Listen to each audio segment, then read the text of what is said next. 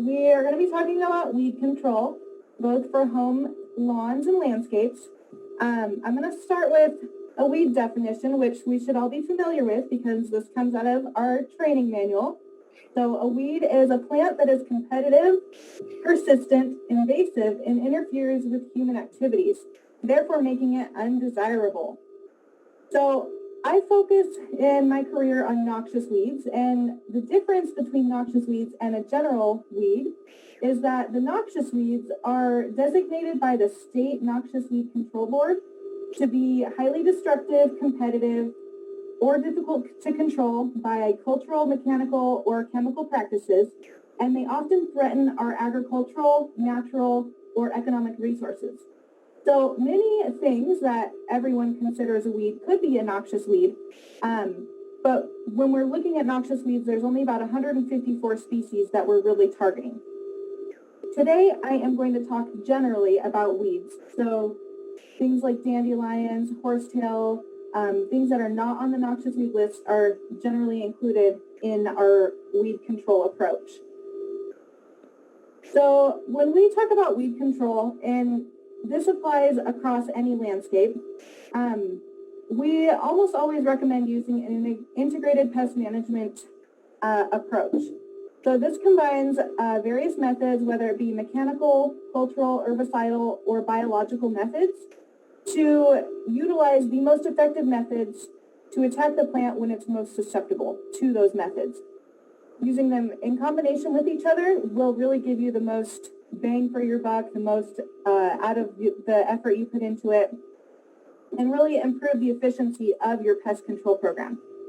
So when we look at IPM planning, we consider all of the site characteristics, such as what is the land being used for? Is it a vegetable garden? Is it a lawn? Is it an ornamental garden?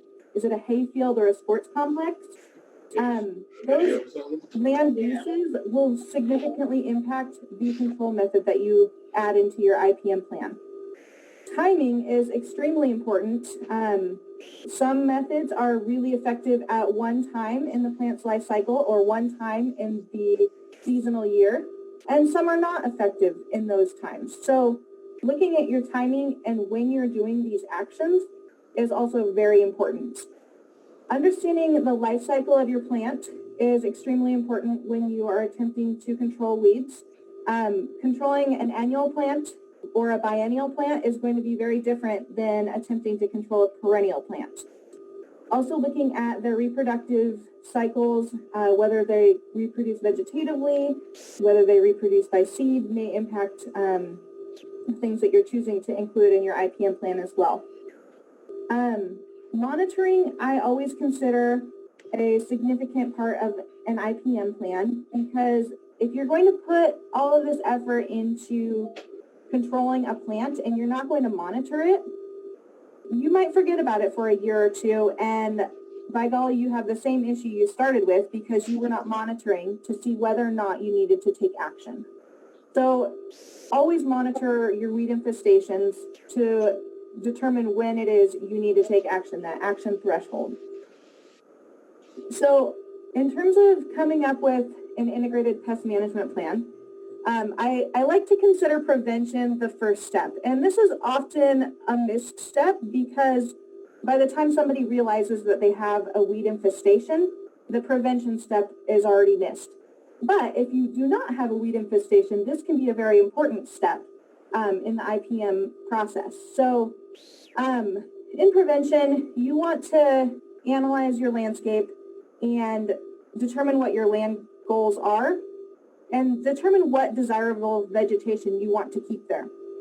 Once you've established the fact that everything there is what you want and nothing needs to go away, then you can really focus on preventing anything else from establishing in the first place. And that could be by blocking its resources, such as using mulch or a black plastic soil liner to prevent sunlight from getting down into the soil and prevent seeds from germinating.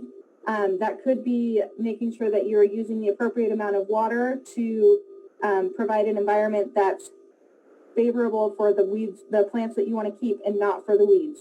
So I like to think as prevention as the first step. as I mentioned, not always feasible.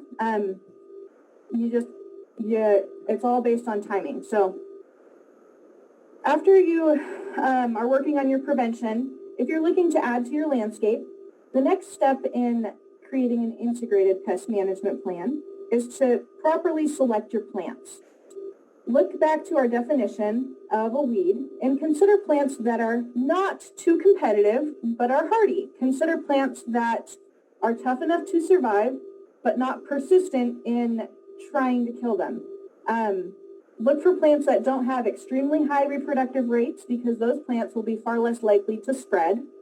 And look for something that is relatively easy to maintain, or something that you can train in a way that you'll keep it in your landscape and keep it from spreading everywhere. So plant selection is a huge part of integrated pest management. There's nothing worse than saying, I just bought that plant last year and now it's taken over my whole garden. So be very careful in what you choose to put in your landscape. So once you've selected your plants, you've tried to prevent weeds, you still get weeds. It happens to all of us. So another effective step in pest management is to early detect any of those species that are coming up and respond quickly. And I have this as step 4 for proper identification, but it's really kind of part of step 3 in early detection. So if you detect something that's out of place, something that you don't know what it is, please try to identify it early on in its life cycle, or as soon as it flowers, as soon as there's some sort of identifying feature. Because that proper identification is key to knowing whether or not you have a weed. It could be, a small version of a plant that you do want. So identifying those plants early in their life cycle, and then identifying them properly early in their life cycle, is key to early detection and rapid response. Many of the weeds that we deal with are most susceptible when they're young, and so any of our control methods would be far more effective on a seedling or a young plant than they would be on a mature plant. So that's another reason that early detection is really effective. And then also with early detection, if you can prevent that weed from seeding or from spreading, you're helping yourself, because it's not making the problem worse. So early detection is very important, responding rapidly with proper identification. Also, proper identification, it's kind of its own step, because when you identify the plant, you can then understand its life cycle. As I've talked a little bit about, you might treat an annual different than a biennial or a perennial plant. But also knowing what you're dealing with, that plant could be toxic. You might want to wear gloves while handling it. It doesn't happen very often, but it's something that should be considered. It might be something that produces toxic chemicals into the soil and is therefore killing off all of the other vegetation. So proper identification is a huge piece of a successful pest management plan. So once you've identified your weed, you'll move on to the implementation of the control strategies. So I have here on the screen a variety of control strategies, and I'll talk through these with lawns and landscapes here in a second. But when you compare control methods to the plant itself and its life cycle and its characteristics, you can eliminate some of the possibilities for yourself. An example of this that I come across on a regular basis is with tansy ragwort. Many of you might be familiar with that plant. Most people don't know that they have it until about July or August, when it's flowering bright yellow. And at that point, an herbicide would not be effective on the plant. It's also too late for a biological control agent to be deployed once the plant is flowering. So now we need to look at mechanical or cultural methods. If that plant is flowering, our best recommendation is to cut the plant and bag the seed heads. Those seeds can still develop for, 2 weeks after the plant has been cut. So we always recommend cutting and bagging those seeds. So someone who has a tansy infestation might be able to go out and do that in the midsummer when all of the flowers are up. But what they might not know is the rosettes of the plant, the first year of that biennial plant, can be treated in the fall. So that might be a good time to use the herbicide method, or digging or hand pulling those small rosettes so that you can get rid of it before there's a threat of flowering. Now, after you spray in the fall, maybe you have a lot of tansy within your pasture. If you had a pasture with a significant amount of tansy and you just sprayed a bunch of chemical on it, you probably have a lot of open space in that pasture. So either reseeding it or planting a cover crop or something to help compete with germinating tansy seeds would be another way to integrate a different control method into the plan. Maybe it rained that September or October and you didn't have a chance to go and spray. So your backup plan then comes springtime. You can either spray the plants or cut them, dig them up at that point.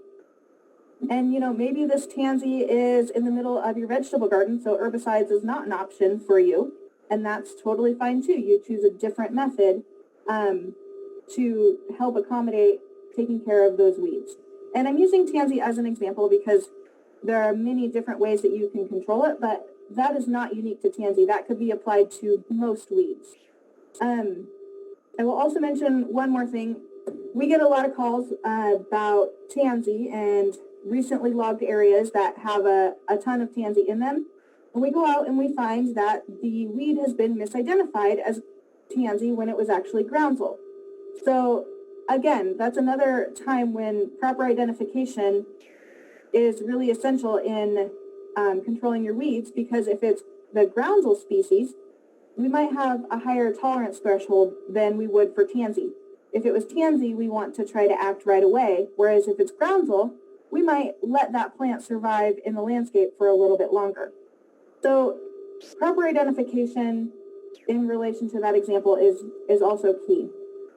So then once you've attempted some of your control strategies, monitoring is a big piece of this. So monitoring not only for re-establishment of the population, but monitor for the success of the treatments that you used. If you cut your plants and that was the method that you were using for mechanical control, and you notice that they're coming back more vigorously, maybe you should change your control method. And so monitoring is not only just keeping the population at bay, but also looking for the successes and failures within your control strategies to make sure that you can continue to be effective going forward and that you're not wasting your time on things that are not working. So that's another reason that monitoring is important. And lastly, especially when you're using herbicides, we don't want to build herbicide resistance within a weed population. And so it is important to monitor those weeds following an herbicide treatment so that you can be sure that if it stops working, you can treat it with something different and kill that weed before it has a chance to reproduce with its genes of herbicide resistance. So making sure that you are rotating your herbicides is also an important part of monitoring and herbicide use when you're controlling weeds in your landscape. So weed control methods in lawns. My biggest suggestion is to use everything we've learned as master gardeners to maintain a healthy lawn. If you're maintaining a healthy lawn, and if you're using all of our cultural practices and mechanical practices to keep that lawn healthy, there is less of a chance that weeds are going to develop within the lawn landscape. So if you're mowing on a regular basis to keep the dandelions from seeding, or you're managing the moisture to make sure that there's not too much moisture, but it's not too dry. Dry landscapes tend to be areas where weeds will establish very well because weeds are very competitive. They typically like areas that nothing else likes to grow, and that's kind of what makes them a weed. That's not true in every case, but in many cases it is. So just looking at all of those mechanical and cultural methods that we learned for maintaining our lawns is important. Looking at herbicides for lawns, there are some selective herbicides out there that will kill a broadleaf plant, but they won't kill grass species. And so when you're out there looking for an herbicide to use in your lawn, make sure you're reading the label and looking for a selective herbicide. You can also use pre-emergent herbicides in your lawn, and typically the pre-emergents they come in like a granular format. So that's one way of preventing broadleaf plants from establishing in the lawn as well, because those pre-emergents can be selective as to the type of plant that they are preventing from germinating. And then also timing is crucial. In the spring and the fall is a much better time to treat your weeds in your lawn, because your grass is far more likely to survive that herbicide treatment, even if it is a selective herbicide. If the grass is already stressed and then you go and add a stressor of a chemical on top of it, it's going to have a lot higher chance of dying from that herbicide because it's already stressed. But if your grass is happy, healthy, like it is in the spring and fall, nice and green, not too dry, then your herbicides are going to be far more effective at only killing the weeds. Secondly, with your herbicide applications, you want to make sure that you're using application equipment that is appropriate for the job. If you're using a spray tank, you don't want to have a really high pressure, because the higher the pressure, the larger or the smaller the droplet size. Those droplets are more likely to drift and kind of carry from your target species. But if you have a low pressure, larger droplet size, those droplets that you spray out of your sprayer are going to land just directly in the spot that you sprayed on the weeds and not have an impact anywhere else. So timing is extremely important. Timing is extremely important. Droplet size is extremely important. And always, always, always read the herbicide label, the whole thing. It has all kinds of extremely valuable information in it to prevent you from making mistakes in using that herbicide. And if you have any questions at all, you can always call us or call the WSDA, call somebody to help you understand that herbicide label, to make sure that you're using it in the appropriate circumstance. Biological methods, these are not extremely practical in home lawn situations. Some biological control agents might be considered, goats or other grazing animals. And I don't think that many people really graze their animals in a lawn. That's more of pasture or an area that's not so much a green lawn. I don't know whether or not there are any pathogens or insects available for biological control. But when we use biological agents, it's typically in an area where none of these other methods can be effective. And I think that any combination of these other methods can be effective in a home lawn situation. So we typically don't consider biological controls to be an effective method for lawn treatments. All right, so now let's talk a little bit about landscapes. Landscapes is going to really depend on what you are trying to do with your landscape. Any of these methods may or may not apply. Looking at mechanical methods, cutting and digging is sometimes a feasible option. Again, that will depend on what plant you're dealing with. If you do have a weed and it is producing flowers and you don't want to see any more of that plant, I would highly recommend removing the seed heads at very minimum. That will at least prevent it from spreading via seed. Tilling and hoeing can be a questionable method. There are some plants, like annual plants, that can be really effective. If the seedlings are small, you till up the ground, those seedlings are just tiny, they're not going to survive that.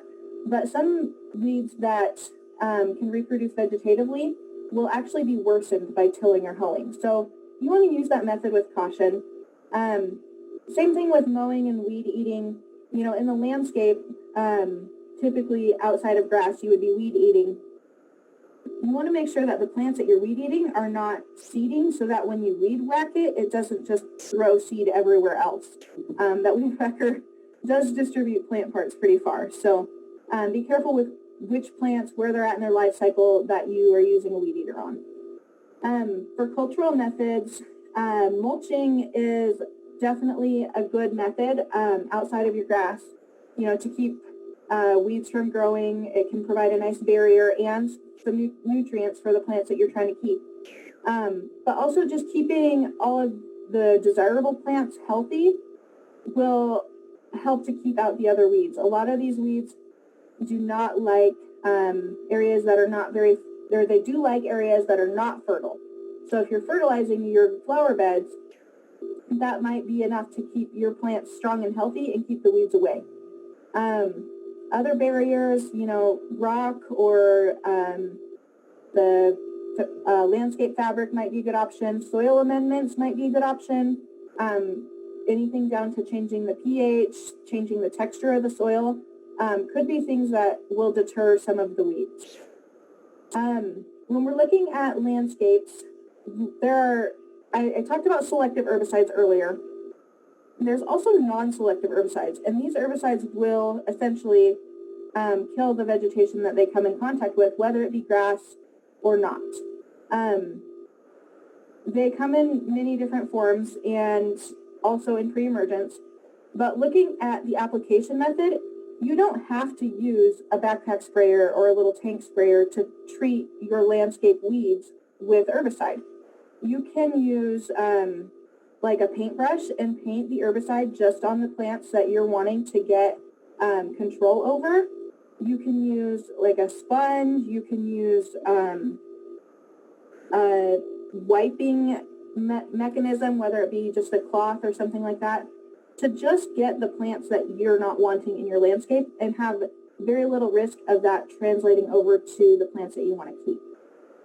Some of the larger weedy species, we can do either an injection method or a cut and daub method, where you cut the plant very low to the ground and then you immediately apply a strong concentrate of herbicide to that cut stem. And that can prevent some of the perennial plants from reestablishing after being cut. So there's not just one way to apply the herbicide, and I think that that's a really important thing to consider, because I think when we think of herbicides, we generally think of just spraying it on or, having very little control over where that herbicide goes. But there are other methods that give you a lot more control as to where your herbicide is going to be applied. So I would just consider those when you're dealing with really tough weeds. And then again, timing and reading the label. I think I've already discussed those a little bit, but those are very important. Looking again at the biological category, insects and pathogens typically aren't used in small landscape settings because we want to have larger landscapes for those insects and pathogens to have a good population to control. If it's something that you can control by hand, that's going to be far more effective than your biological agents. So we really don't look at biological agents as a feasible solution for home landscapes. I see I'm running out of time here, but I'm going to talk through this next one really quickly. We have in our office, we put together an integrated pest management resource and strategy guide. And if you're interested in one of those, you can contact me afterwards and I can send one over to you. But we put this little form, and it looks a little bit different in our program, together to help you create a little bit of an IPM plan. These are the things that you need to consider when you're choosing your applicable control methods. You need to consider what weeds they are, what their profiles are, what your land use goals are, the type of site that you're working on. If it's near water, you might have different control options than a dry site. If it's in a garden or an agricultural land, you're going to have different control options than in a forest. If you have pets or livestock, you might also have different control options than in a forest.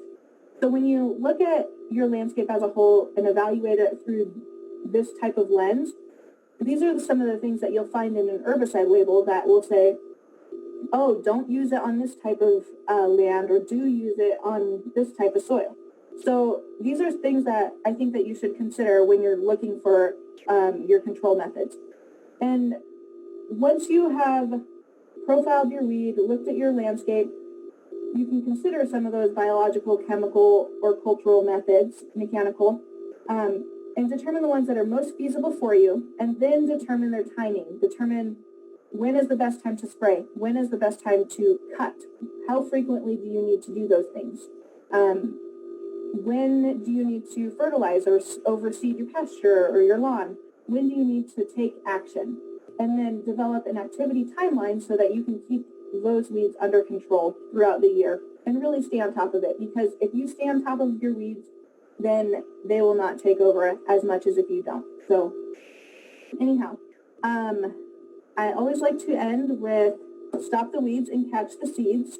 Just be aware of when you're going places. There are many ways that seeds spread. Both noxious and non-noxious weeds spread, by sticking to tires, sticking to your boots, sticking to your dog. They blow in the wind, all kinds of things. So I think stopping those seeds is a huge priority. So I have a few minutes left for questions.